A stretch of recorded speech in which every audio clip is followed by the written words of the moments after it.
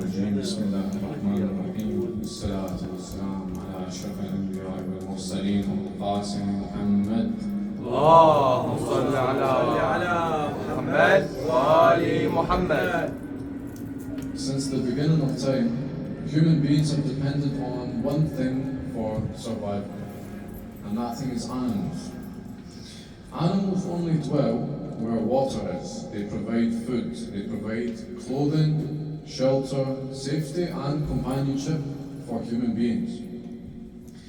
Evidence of the importance of animals can be seen through how they have been worshipped by the people of ignorance throughout the ages for many thousands of years. For example, in the time of ancient Egypt, it is said that the people worshipped cats and saw their status to be so high that they were worthy of worship.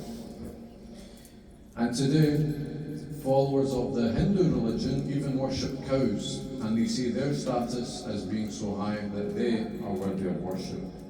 And this is entirely forbidden, and this is entirely haram, of course, but because of the level of importance that such people have put on animals, it does not mean that we should then take away the rights and the importance of animals and to take their significance lightly.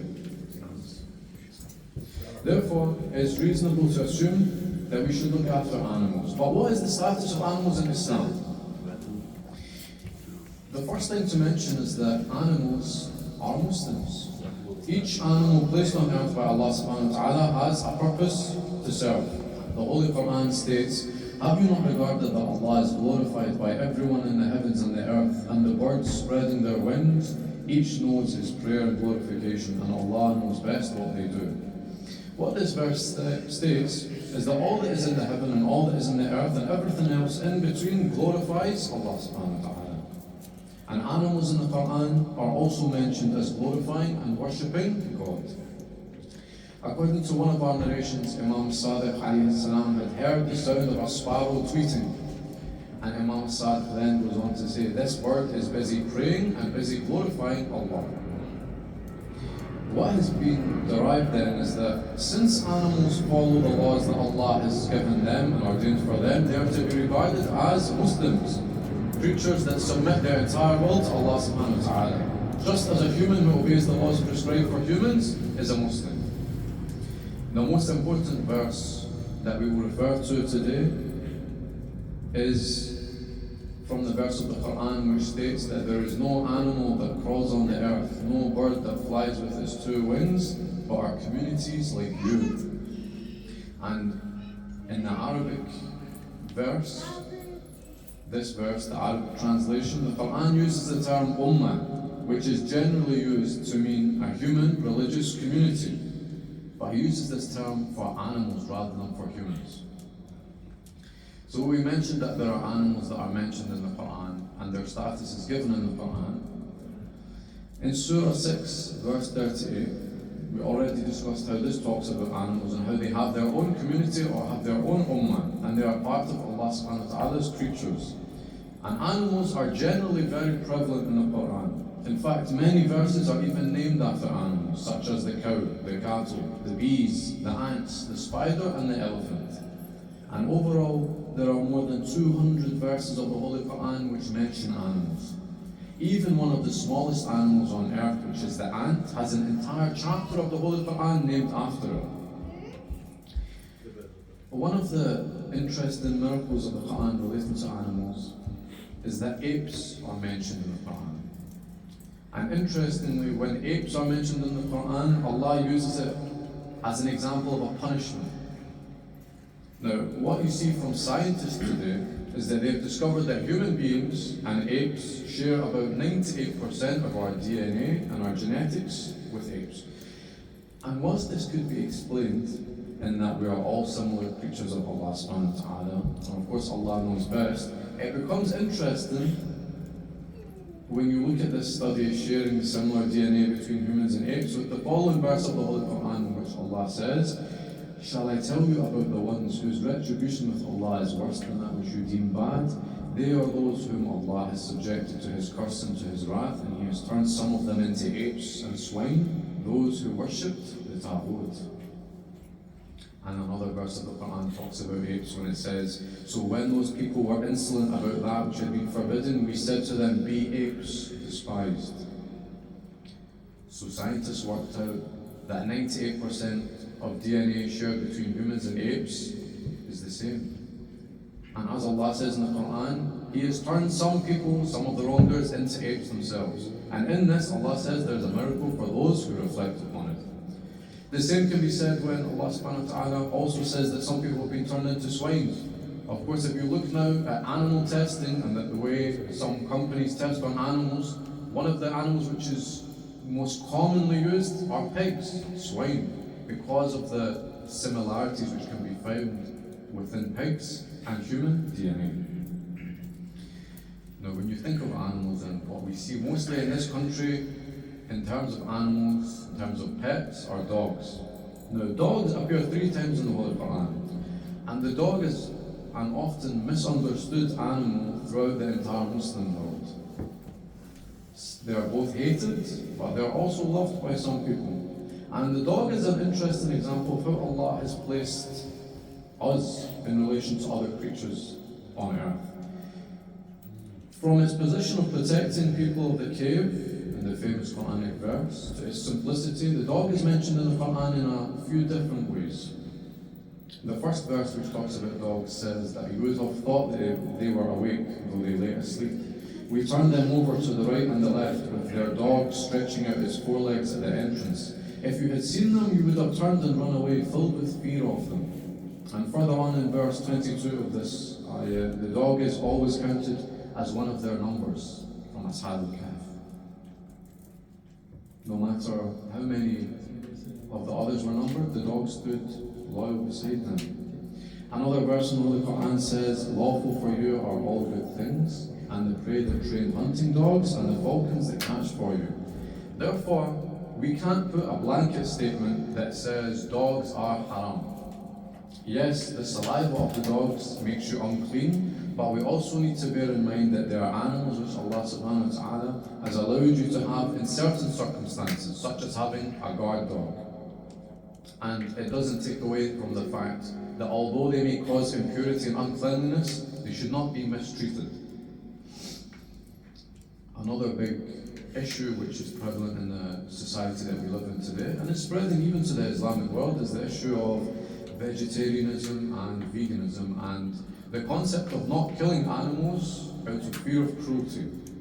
So is killing animals allowed? Well, of course we know the answer to this question. But do we? Some meats have been deemed as halal, and some have been deemed as haram, such as pork or the flesh from swine. And these are mentioned in the Quran as impure and as unclean.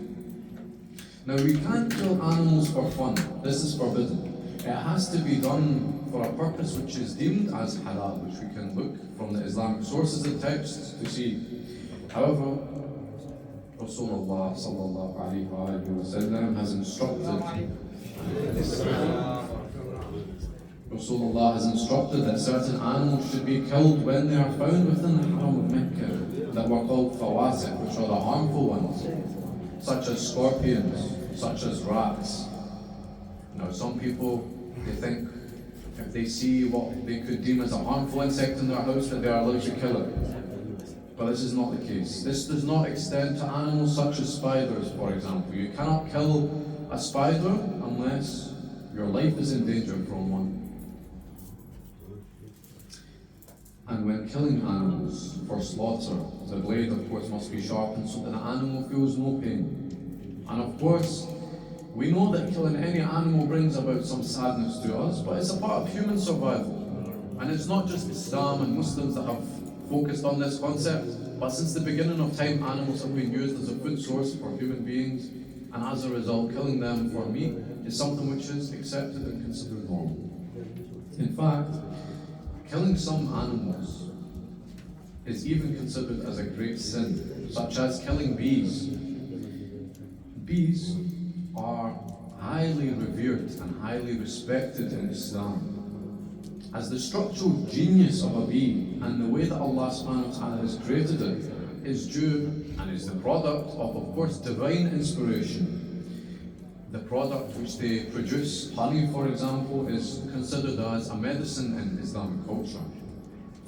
And funnily enough, the importance that Islam gives to protecting bees is something which is shared not only in the Islamic world but in the scientific world as well.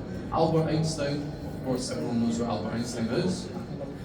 His theory and what he predicted was that if bees were extinct, if human beings were responsible for the destruction of bees, then the entirety of mankind would be completely destroyed within a space of 4 years. And so Islam commands us to look after these animals and to be aware of the miracle which He has performed by creating them. What you can find in Nahjul Balagha from one of Imam Ali alayhi salam's sermons is that he has an entire sermon dedicated to peacocks. You know the type of bird peacocks and the beauty and the miracles of them. Now comes the issue of how we treat animals in a general sense.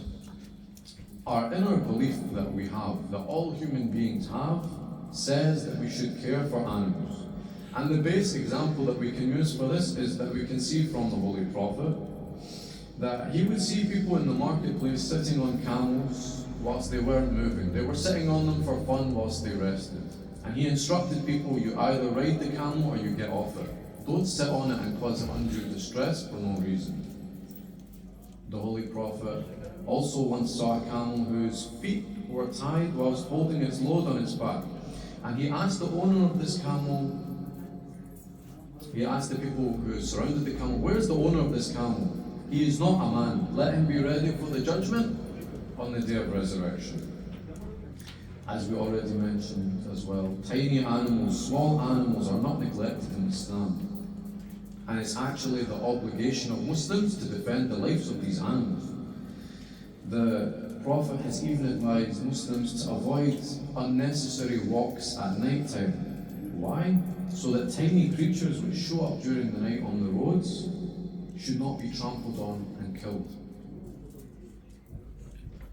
The final thing to say in regards to the treatment of animals is that we should not and we cannot be cruel to animals, as there is always a punishment and retribution.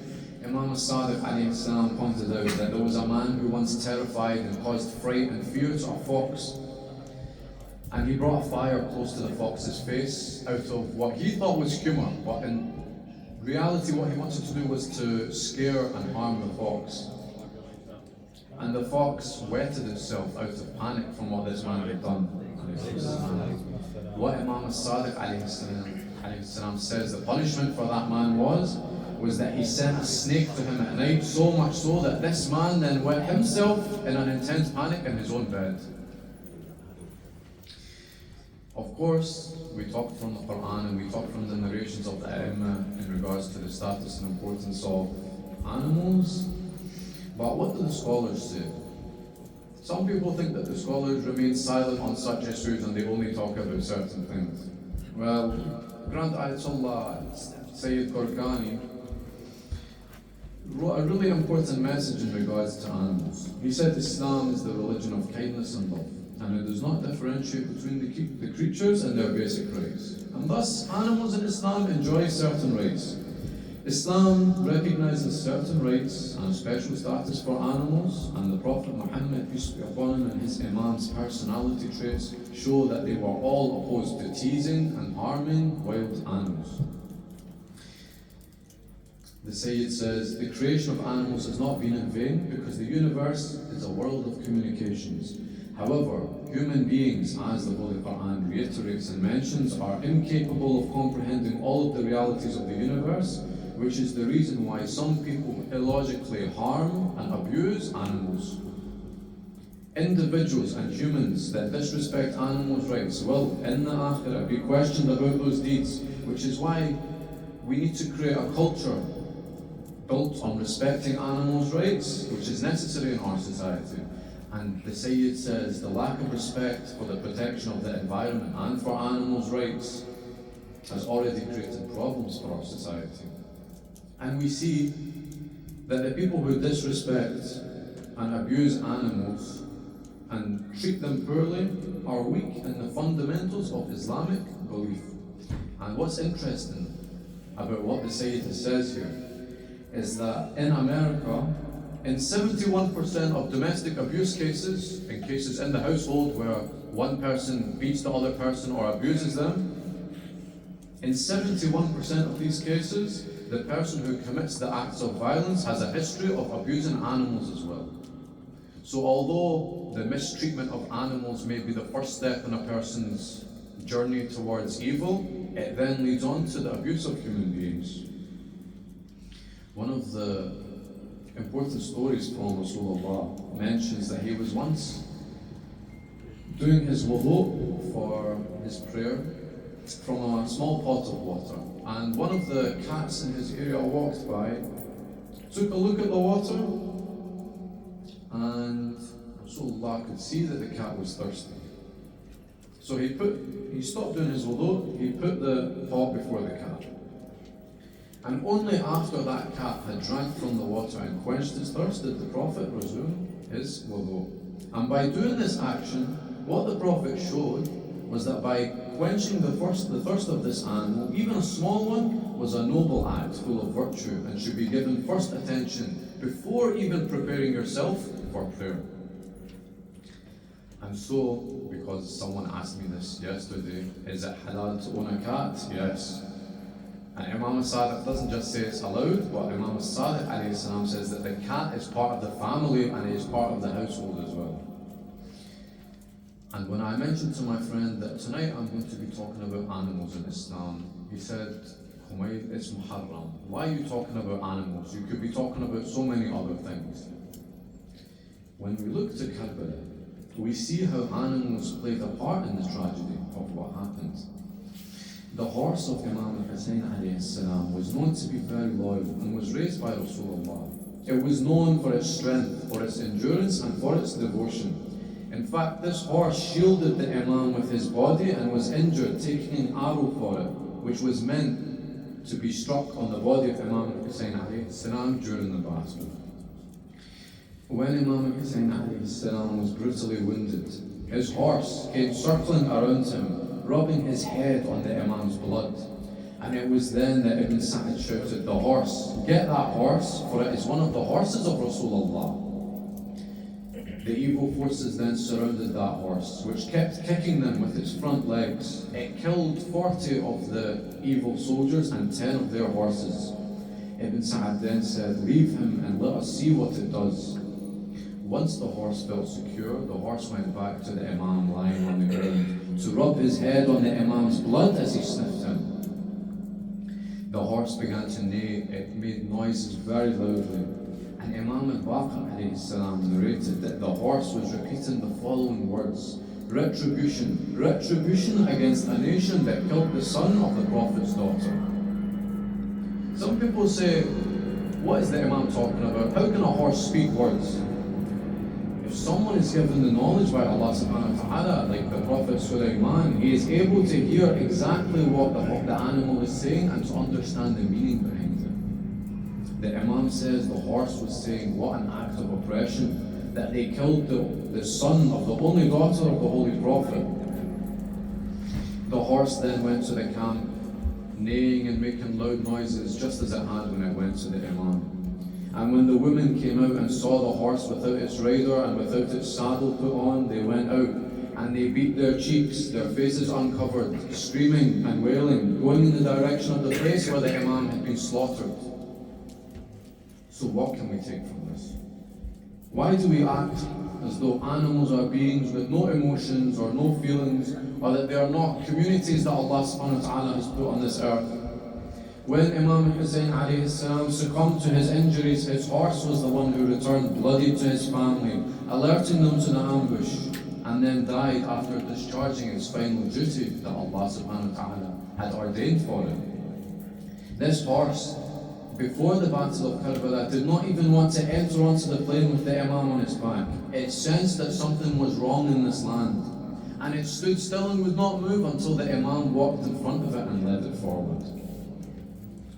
Imam Hussein alayhi salam loved this horse to the extent that even seeing it thirsty, he wanted first to give the horse water before he would quench his own thirst. Now, what happened to the horse of the Imam?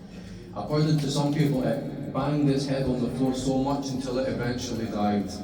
And according to others, it went straight into the Furat. But Allah knows best what happened to the horse. This horse reciprocated the love. For this horse, when it saw the enemy attacking Imam al-Hussein alayhi salam, tried its hardest to protect the Imam and received numerous wounds and arrows in the process of doing so. And from this we see the animals play, of course, a crucial role in Islam, and it cannot be accepted by any of us to either commit or to witness an act of oppression towards them. Salawat ala Muhammad wa ali Muhammad.